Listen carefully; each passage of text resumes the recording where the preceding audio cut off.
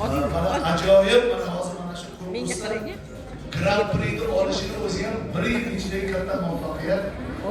Tabriklaymiz Chilida. Xalqaro ko'rik tanlov g'oliblari Azimboyev Egamberdi,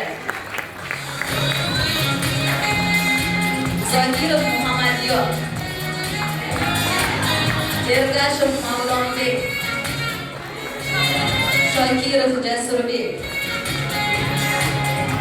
Bu o'quvchilarimiz xalqaro ko'rik tanlovining Grand Prix g'oliblari. Olqishlaymiz azizlar.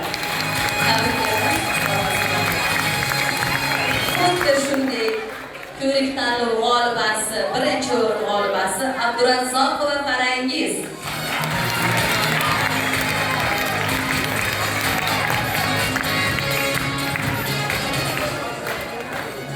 Olqishlaying azizlar. Xuddi shunday xalqaro ko'rik tanlov g'olibasi, birinchi o'rin sohibasi Xolmat va Madina